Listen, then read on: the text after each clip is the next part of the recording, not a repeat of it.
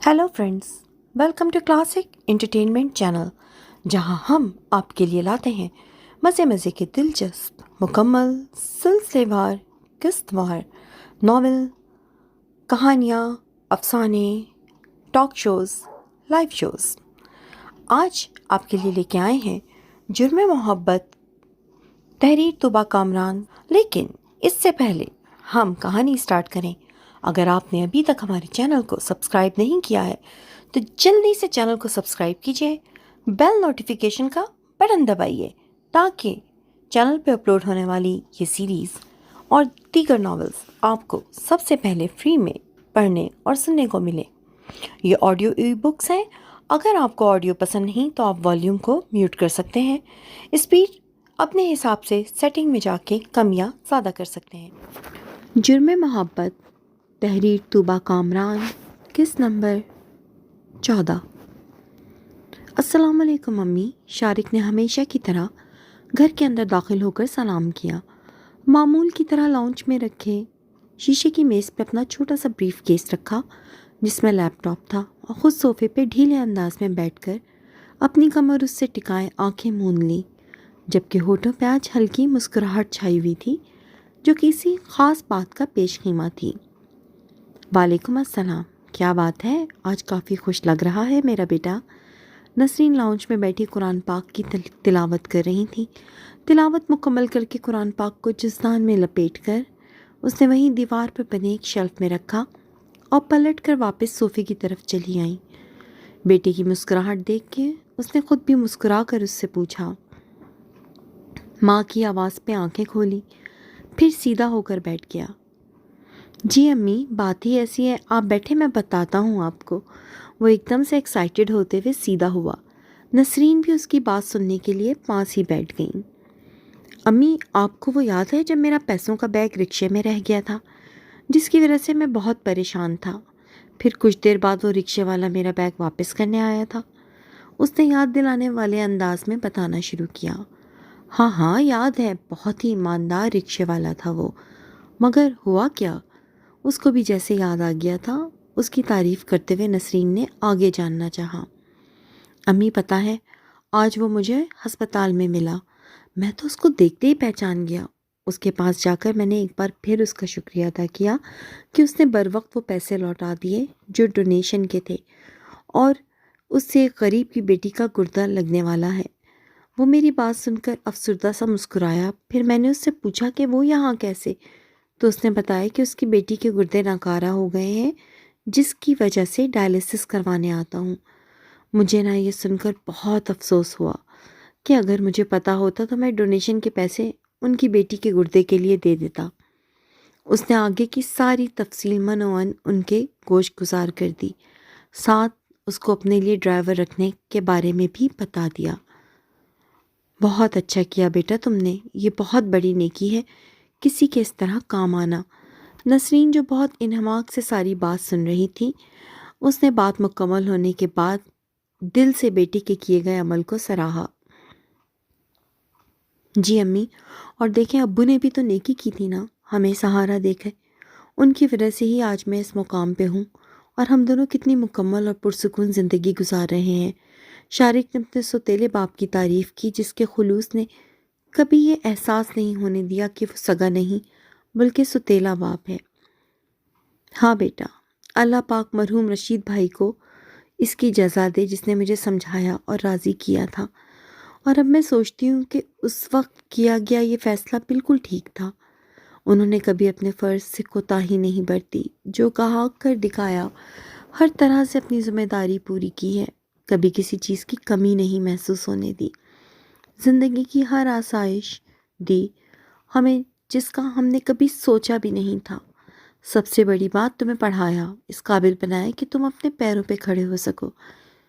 कभी ये एहसास नहीं होने दिया कि तुम उनकी सगी औलाद नहीं हो। ये बहुत बड़ा एहसान है अल्लाह का कि उसने इतने मुखलिस बंदे का साथ हमारे नसीब में लिख दिया, वरना सौतेले रिश्ते कब इतनी अहमियत देते हैं, वो भी आज के दौर में जब अपने रिश्तेदारों का खून सफ़ेद हो जाता है। नसरीन भी बेटे के बात से इत्तेफाक करती हुई अपने शौहर के उसने अखलाक की कायल थी। تقدیر نے ایک وقت میں اس کے ساتھ برا کیا تھا تو اب قسمت اس سے زیادہ اس پہ مہربان بھی ہوئی تھی۔ جی امی، ٹھیک کہہ رہی ہیں آپ۔ اچھا، آپ دعا کیجیے گا کہ اس کی بیٹی کا آپریشن ٹھیک ہو جائے اور وہ پہلے کی طرح صحت مند ہو جائے۔ انشاءاللہ بالکل ٹھیک ہو جائے گی وہ۔ اس نے سر ہلاتے ہوئے صدقے دل سے دعا کی، جس پہ وہ بھی زور و شور سے آمین کہہ گیا۔ ابھی وہ دونوں باتیں کر رہے تھے کہ باہر گاڑی کا ہارن بجا۔ چوکیدار نے گیٹ فوراً کھول دیا، جس کے باعث ایک سرمئی رنگ کی آلٹو کار اندر پورش میں داخل ہو گئی۔ اپنی مخصوص جگہ پہ گاڑی پارک کر کے دروازہ کھول کر اس میں سے ایک ڈیسنٹ پرسنالٹی کا حامل شخص باہر نکلا۔ آف وائٹ شلوار سوٹ میں ملبوس، بلیک سینڈل پہنے، ایک ہاتھ میں موبائل فون تھامے، دوسرے ہاتھ میں گاڑی کی چابی گھماتے ہوئے قدم اندر کی جانب بڑھا رہا تھا کہ دفتن اس کا موبائل بجا۔ اس نے ہاتھ میں پکڑے موبائل کو دیکھا، جس کی اسکرین پہ خالد کالنگ جگمگا رہا تھا۔ ہاں خالد، کیا ہوا؟ سب ٹھیک ہے نا؟ انہوں نے کال ریسیو کر کے پوچھا۔ جی عابد بھائی، سب خیریت ہے۔ وہ میں آپ سے کہنا بھول گیا تھا کہ میں کل ذرا دیر سے آؤں گا، یا ہو سکتا ہے نہ آ سکوں، تو آپ عمران بھائی کو ان کے فلیٹ کی چابی دے دیجیے گا۔ خالد نے کال کرنے کا مدعا بیان کیا۔ اچھا ٹھیک ہے، میں دے دوں گا۔ عابد صاحب نے حامی بھری۔ ایک دو باتوں کے بعد انہوں نے فون بند کر دیا، پھر تیزی سے چلتے ہوئے اندر داخل ہو گئے، ساتھ ہی بلند آواز سے سلام کیا۔ ان کے سلام پہ لانچ میں موجود دونوں نفوس نے جواب دیا۔ وہ بھی آ کر وہیں شارق کے برابر میں ہی بیٹھ گئے، ہاتھ میں پکڑا موبائل اور گاڑی کی چابیاں وہیں شیشے کے میز پہ رکھ دیں۔ کچھ دیر گزرنے کے بعد نسرین وہاں سے اٹھتی ہوئی بولی، آپ فریش ہو جائیں، میں چائے بناتی ہوں۔ جی بیگم صاحبہ، آپ چائے بنا دیں، میں بھی اتنی دیر میں فریش ہو جاتا ہوں۔ موبائل ہاتھ میں لیے وہ صوفے سے اٹھنے لگے تھے کہ شارق نے ان کو روکا۔ ابو، ایک بات بتانی ہے آپ کو۔ ویسے برخوردار، اب آپ کی بھی شادی کی عمر ہو گئی ہے، بھائی شادی وادی کرو، اپنی امی کو بھی ذرا آرام دو۔ اس کے روکنے پہ وہ واپس کرسی پہ بیٹھ کر اس کو ہلکے پھلکے انداز میں چھیڑنے لگے، جس پہ وہ ایک دم ہنس دیا۔ جی ابو، ہو جائے گی شادی بھی، ابھی آپ میری بات تو سنیں۔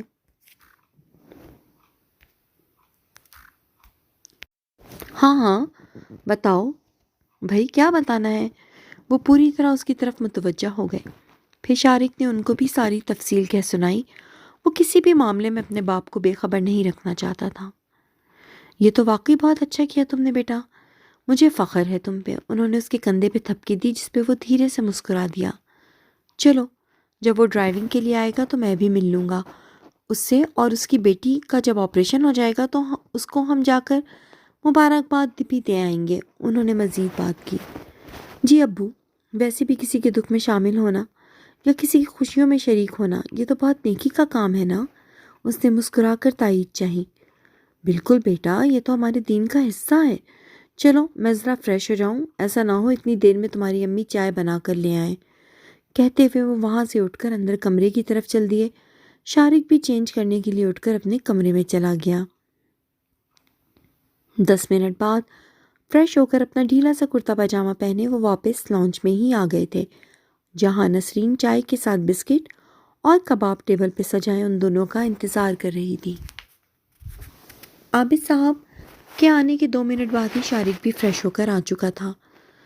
بھائی میں کہہ رہا تھا شارق سے اب شادی کی عمر ہو گئی ہے تمہاری، تو شادی کر کے اپنی امی کو بھی ذرا آرام دو۔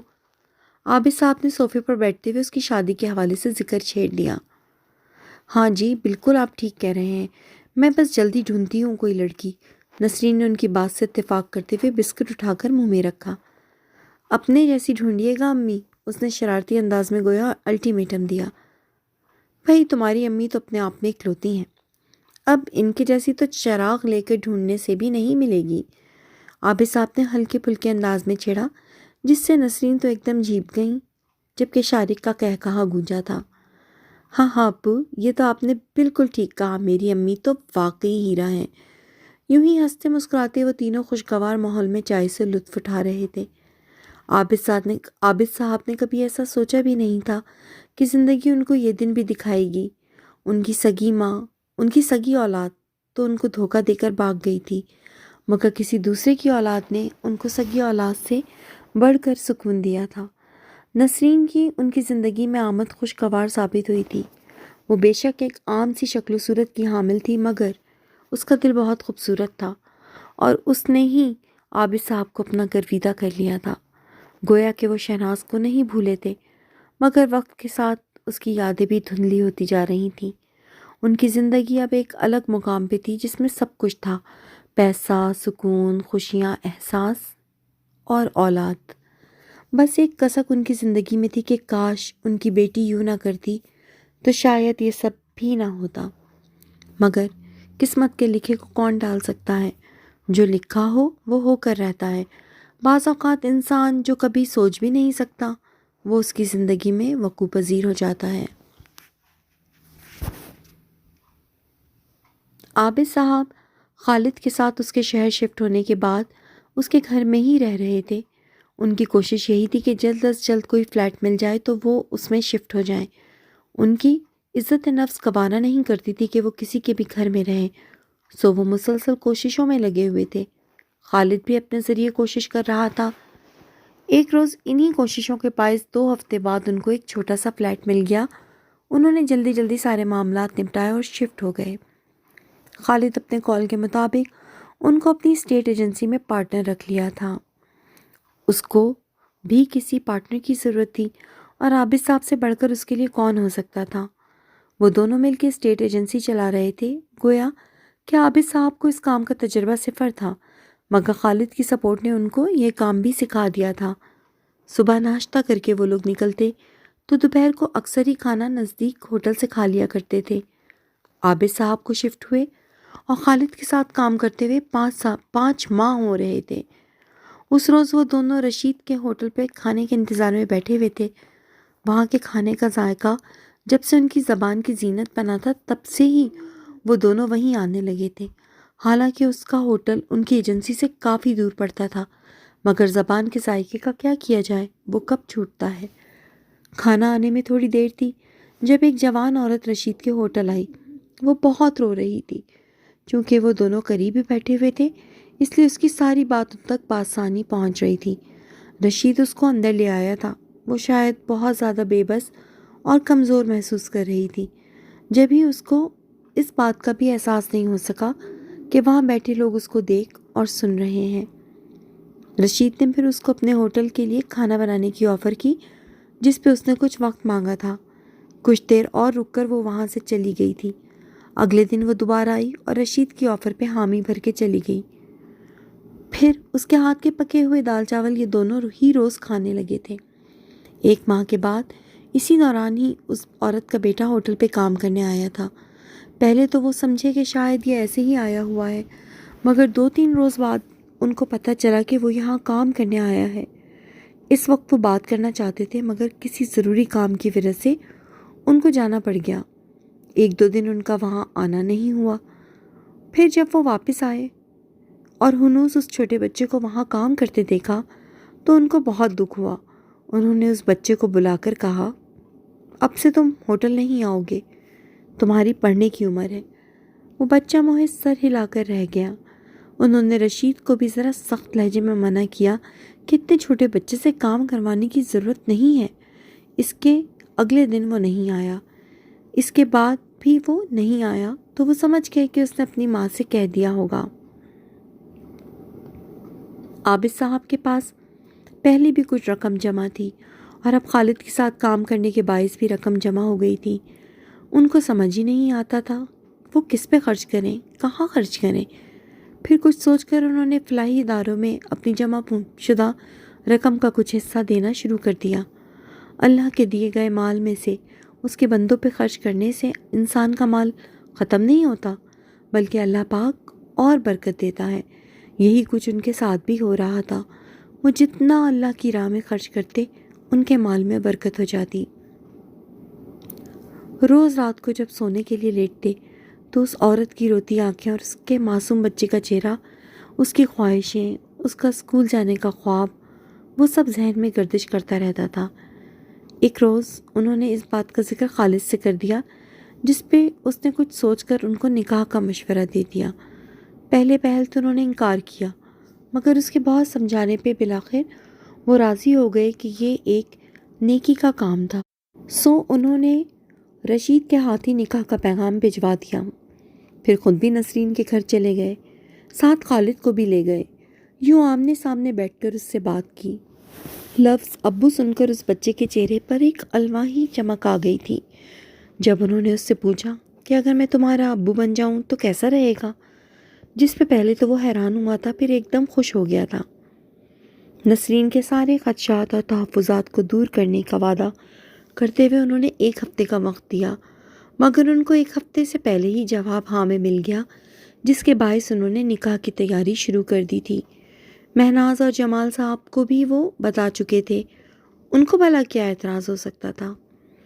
خالد کی بیوی نے نسرین کے لیے جوڑا اور اس کے ساتھ ہلکی سی میچنگ جیولری کی خریداری کر لی، تو انہوں نے وہ سب اس کو بھجوا دیا تھا۔ پھر وہ دن بھی آ گیا جب نسرین نے قبول ایجاب کیا۔ ایک بار پھر کوئی مرد اس کی زندگی کا حصہ بن رہا تھا۔ دوسری طرف عابد صاحب کا بھی جمال، خالد اور چند لوگوں کی موجودگی میں نکاح ہو گیا۔ نکاح کے بعد وہ خالد، اس کی بیوی اور مہناز کے ساتھ جا کر نسرین کو اپنے فلیٹ پہ لے آئے تھے۔ اس دوران خالد شارق کو اپنی گود میں اٹھائے باتیں کرتا رہا، اس کو چاکلیٹس دیں۔ کچھ ہی دیر میں اس کی خالد سے بہت اچھی دوستی ہو گئی۔ وہ اس کو رات کے لیے اپنے ساتھ لے گیا تھا۔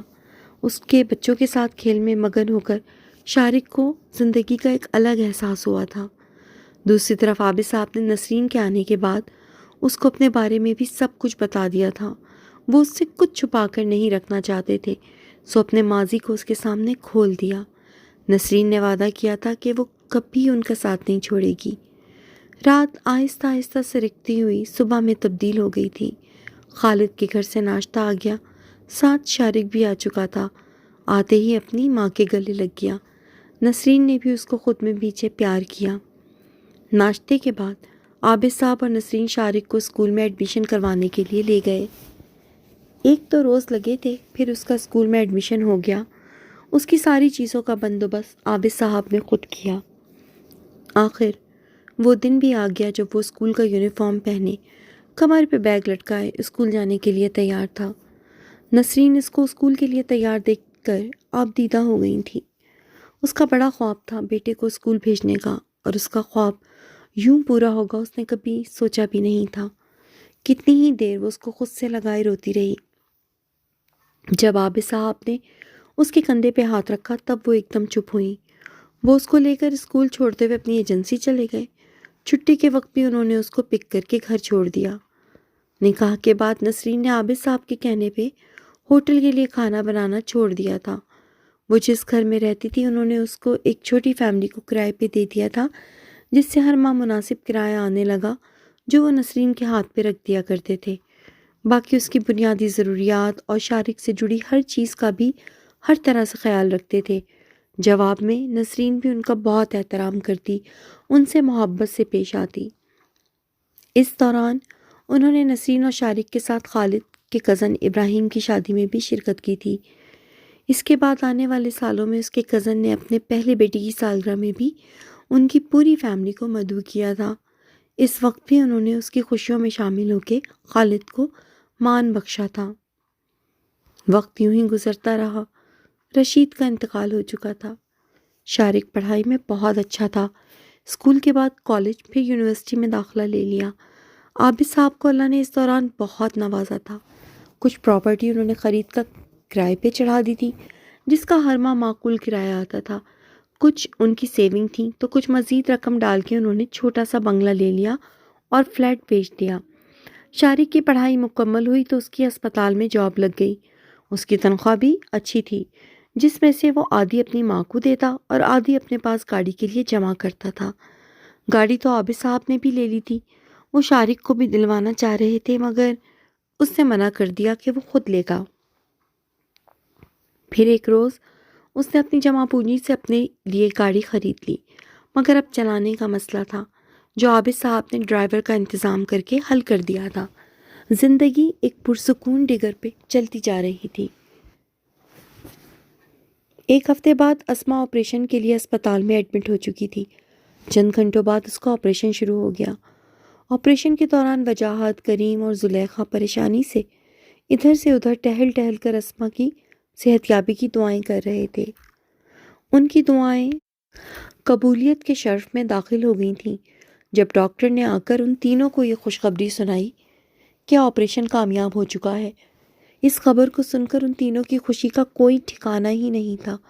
زلیخا تو فوراً ہی نماز کی جگہ دیکھ کر سجدہ شکر ادا کرنے لگی تھی، جبکہ وجاہت نے کریم کو گلے لگا کر مبارکباد دی تھی۔ دیکھا کریم بھائی، اللہ نے کتنی مہربانی کی ہے، وجاہت کے لہجے میں شکر گزاری تھی۔ ہاں وجو، بے شک میرا رب بہت مہربان ہے، یہ سب اس کے آگے ہی آسان تھا۔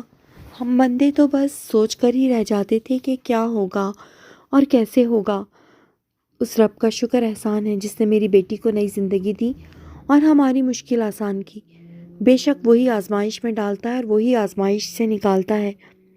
وہ دیکھتا ہے میرا بندہ میری طرف سے دی گئی آزمائش میں پورا اترتا ہے یا نہیں، اور ہم تو ویسے ہی اس کے کمزور ناتواں بندے ہیں، ہم کہاں آزمائشوں کے قابل ہیں، مگر بس اس کا احسان ہے جس نے تکلیف کے بعد راحت دی، کریم نے ڈبڈبائے لہجے میں کہا۔ جی بالکل کریم بھائی، یہ تو ہے۔ اچھا یہ بتائیں، آپ جا رہے ہیں گاڑی چلانے سیکھنے؟ وجاہت نے یاد آنے پہ پوچھا۔ ہاں جا رہا ہوں یار، بس دعا کرو کہ یہ معاملہ بھی حل ہو تو میں موقع دیکھ کر تمہارے لیے بھی کسی جاب کی بات کروں گا، انشاءاللہ کوئی نہ کوئی رستہ نکل ہی آئے گا۔ کریم نے اس کے کاندھے پہ تھپکی دیتے ہوئے اس کو یقین دلایا۔ انشاءاللہ، اس نے گردن ہلائی دی۔ اچھا کریم بھائی میں چلتا ہوں، اب شام تک آ جاؤں گا دوبارہ۔ ہاں ٹھیک ہے تم جاؤ، کریم نے سر اس بات میں ہلاتے ہوئے اس کو جانے کا کہا۔ وہ مصافحہ کر کے وہاں سے چلا گیا۔ اس کے جانے کے بعد کچھ دیر بعد شارق اپنے کاموں سے فارغ ہو کر کریم کے پاس چلا آیا۔ مبارک ہو کریم انکل، آپ کی بیٹی کا آپریشن ہو گیا۔ خیر مبارک، بس اللہ کا بہت کرم احسان ہے جس نے یہ دن دکھایا اور آپ کو ذریعہ بنایا۔ اس نے اپنا چہرہ اور اپنے دونوں ہاتھوں کو پر اٹھاتے ہوئے تشکرانہ انداز میں کہا۔ ارے یہ تو بس اللہ پاک اسباب بناتا ہے، ورنہ ہم بندوں کے بس میں تو کچھ بھی نہیں ہے۔ شارق نے اس کے کندھے پہ ہاتھ رکھا۔ بالکل یہ تو ہے، اس نے تائید کی۔ اتنی دیر میں زلیخا بھی وہیں آ گئی۔ اس نے اس کو بھی مبارکباد دی جس پہ وہ اس کا شکریہ ادا کرنے لگی۔ 3 دن بعد اسما کو ڈسچارج کر دیا گیا۔ کریم اور زلیخا اس کو لے کر گھر آ گئے تھے۔ وجاہت بھی اپنی ماں اور بہن کو اس سے ملوانے لایا تھا۔ زرینہ خالہ اس دوران چونکہ نعمان کی شادی کر چکی تھیں، اس لیے اپنی بہو کو ساتھ لے کر آئی تھیں، لیکن نعمان نہیں آیا تھا۔ انہوں نے نعمان کی شادی کا بلاوا بھی ان دونوں کو بھیجا تھا، مگر ان دونوں نے آنے سے معذرت کر لی تھی کیونکہ وہ اسما کو لے کر نہیں جا سکتے تھے اور نہ ہی اس کو چھوڑ کر جا سکتے تھے۔ اب جب وہ ملنے آئی تھیں تو ان دونوں نے ان کو دل سے خوش آمدید کہا تھا۔ ان کے چہرے پہ کہیں سے بھی اس رشتے کے ختم ہو جانے کا دکھ نہیں تھا، بلکہ وہ تو اپنی بیٹی کی صحت یاب زندگی سے مطمئن تھے۔ یہ سب تو بات کی باتیں تھیں۔ کچھ دیر بیٹھ کر زرینہ خالہ واپس چلی گئیں۔ شارق نے گھر میں اپنی ماں کو بھی اسما کے آپریشن ہو جانے کے حوالے سے بتا دیا تھا، تو آنے والے اتوار کو وہ تینوں کریم کے گھر اسما کی عیادت کے لیے آئے تھے۔ ارے صاحب، ہمارے چھوٹے سے غریب خانے آپ کی شان کے مطابق، کریم ان تینوں کو اپنے گھر دیکھ کر بوکھلا گیا تھا۔ پلیز کریم انکل ایسے مت کہیں، ہم کیا، ہماری شان کیا، ہم بھی اللہ ہی کے بندے ہیں، آپ پریشان مت ہوں۔ شارق اس کی بات کاٹ کر جلدی سے بولا۔ آپ لوگ آئے، یہ ہمارے لیے بہت اعزاز کی بات ہے، آئیں بیٹھیں۔ زلیخا عاجزی سے کہتی ہوئی ان کو ایک کمرے میں لے گئی جہاں پرانے 2 لکڑی کے صوفے اور اس کے سامنے ایک پلاسٹک کی میز رکھی ہوئی تھی۔ اس نے اپنی خواہش اور استطاعت کے مطابق اس فلیٹ کو بھی سجایا تھا، گویا کہ سارا سامان فرنیچر سب پرانا تھا، مگر نفاست اور طریقے سے رکھی گئی ہر چیز اس کی سلیقہ مندی کا منہ بولتا ثبوت تھا۔ بھئی ہم تو اسما سے ملنے آئے ہیں، کہاں ہیں وہ؟ ہمیں بتا دو، ہم اس سے وہیں مل لیتے ہیں۔ عابد صاحب نے اندر بیٹھتے ہوئے بات کا آغاز کیا۔ جی میں بلا کر لاتی ہوں اس کو۔ زلیخا وہاں سے اٹھ کر جانے کے لیے کھڑی ہو گئی۔ ارے نہیں بچی کو پریشان مت کرو، ہم مل لیتے ہیں خود ہی۔ نسرین اس کو جلدی سے روکتے ہوئے خود بھی کھڑی ہو گئیں۔ ہاں بھئی ہم بچی سے وہیں مل لیتے ہیں، خواہ اس کو کیوں تکلیف دینی؟ عابد صاحب نے بھی نسرین کی بات سے اتفاق کرتے ہوئے اپنی رائے دی۔ اچھا ٹھیک ہے، میں دیکھتی ہوں، آپ لوگ آ جائیں اس کے کمرے میں۔ زلیخا ان کی بات پہ سر ہلاتی ہوئی ان کو آنے کا کہہ کر اسما کے کمرے کی جانب بڑھ گئی۔ پیچھے کریم ان تینوں کو ساتھ لیے آ گیا۔ وہ لوگ اس کے کمرے کے باہر انتظار کرنے لگے۔ بیٹا اٹھو، تم سے ملنے کوئی آیا ہے۔ زلیخا نے اس کے کمرے میں جا کر اس کو آواز دی۔ اسما نے بند آنکھیں کھول کر اس کی طرف دیکھا، پھر دھیرے سے اٹھنے لگی تو زلیخا نے اس کی پیٹھ کے پیچھے تکیہ لگا دیا۔ وہ اس سے ٹیک لگا کر بیٹھ گئی اور دوپٹہ ٹھیک سے اوڑھ کر سر پہ لے لیا۔ کچھ ہی دیر پہلے اس نے کپڑے بدلے تھے۔ زلیخا نے اس کے بالوں کی 2 چٹیاں بنا دی تھیں، پھر وہ لیٹ گئی تھی۔ گلابی اور فیروزی رنگ کے سادے سے لون کے سوٹ میں اس کا گول چہرہ سخت نکھرا نکھرا سا لگ رہا تھا۔ آ جائیں آپ لوگ اندر، زلیخا نے آواز لگائی، جس پہ وہ تینوں باری باری اندر آ گئے۔ السلام علیکم، اسما نے اجنبی صورتوں کو دیکھ کر سلام کیا۔ شارق کی وہاں موجودگی سے اس کو اندازہ ہو گیا تھا کہ یہ لوگ اس کے ماں باپ ہوں گے، کیونکہ وہ سوائے شارق کے کسی کو بھی نہیں پہچانی تھی۔ ان دونوں سے تو پہلی ملاقات تھی۔ بیٹا میں شارق کی امی ہوں، تمہارے آپریشن کا پتہ چلا تھا تو ہم تم سے ملنے چلے آئے۔ کیسی ہے اب تمہاری طبیعت؟ نسرین نے اپنا تعارف کرواتے ہوئے اس سے اس کا حال پوچھا۔ اس کا اندازہ ٹھیک تھا۔ جی بہتر، اب طبیعت اللہ کا شکر ہے، جی بہتر ہے اب طبیعت اللہ کا شکر، اس نے دھیمی مسکان سجائے مختصراً جواب دیا۔ اللہ تمہیں مکمل صحت دے، آمین۔ یہ رکھ لو، اپنے لیے کچھ بھی لے لینا۔ عابد صاحب نے آگے بڑھ کے اس کے سر پہ ہاتھ رکھ کر دعا دیتے ہوئے ایک لفافہ اس کی جانب بڑھایا۔ انکل یہ، وہ تھوڑی پریشان ہوئی لفافہ دیکھ کر۔ بیٹا رکھ لو، تحفہ تو سمجھ نہیں آ رہا تھا، کیونکہ تمہاری پسند نہیں معلوم، تو اس لیے سوچا تم خود ہی اپنی مرضی کا لے لو گی۔ عابد صاحب مسکراتے ہوئے بولے۔ اس نے ایک نظر ماں کی طرف دیکھا، جس پہ اس نے آنکھ سے لینے کا اشارہ کیا۔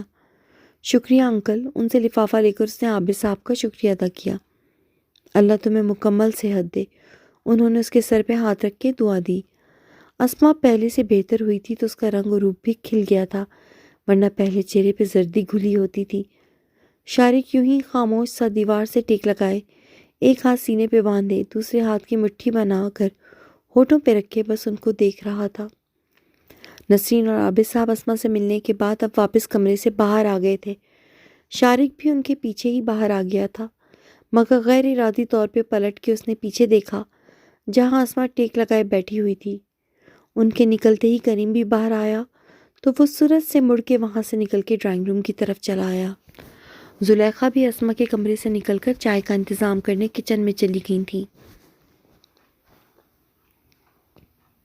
کریم نے زلیخا اور وجاہت کو شارق کی دی گئی ڈرائیور کی جاب کے حوالے سے بتایا تھا، جس پہ وہ تو اللہ کی بے حد شکر گزار ہوئی کہ اس کی زندگی کے دن بھی بدل جائیں گے، جبکہ وجاہت نے بھی یہی مشورہ دیا تھا کہ جب موقع مل رہا ہے تو گنوانا نہیں چاہیے۔ یوں کریم نے شارق کے پاس جانا شروع کر دیا تھا۔ اس نے اپنے ڈرائیور سے ہی کریم کو ڈرائیونگ سکھانے کا کہا تھا، جس پہ اس نے اس کو ڈرائیونگ سکھانی شروع کر دی۔ شروع کے چند دن تو اس کو مشکل لگے، مگر وقت کے ساتھ آہستہ آہستہ وہ گاڑی چلانا سیکھ گیا تھا۔ 1 ماہ کے عرصے میں وہ کافی حد تک مہارت حاصل کر چکا تھا۔ 1 ماہ بعد جب شارق کا ڈرائیور چلا گیا تو اس کی جگہ کریم نے ہی سنبھالی۔ وہ صبح 8 بجے اس کو لے کر جاتا اور شام کو 7 بجے اس کی واپسی ہوتی تھی۔ اس دوران اس نے اپنا رکشہ چلانا نہیں چھوڑا تھا۔ وہ شارق سے کہہ چکا تھا، میں ڈرائیونگ ضرور کروں گا، مگر میں اپنا رکشہ نہیں چھوڑ سکتا، کیونکہ یہی رکشہ مجھے اس مقام تک لایا ہے اللہ کے حکم سے، اس لیے میں اس کو بھی استعمال میں رکھنا چاہتا ہوں۔ آپ بالکل چلائیں اپنا رکشہ، میں آپ کو ہرگز منع نہیں کروں گا۔ آپ صبح مجھے یہاں چھوڑ دیں، پھر بے شک شام 7 بجے سے پہلے آپ کے پاس جتنا ٹائم ہو آپ اپنا رکشہ چلائیں، بس 7 بجے تک واپس آ جائیں تاکہ مجھے بھی پریشانی نہ ہو۔ اس نے کریم کی رائے کو اہمیت دیتے ہوئے سہولت سے اس کو مشورے سے نوازا تھا، جس پہ کریم اس کا دل سے مشکور ہوا تھا۔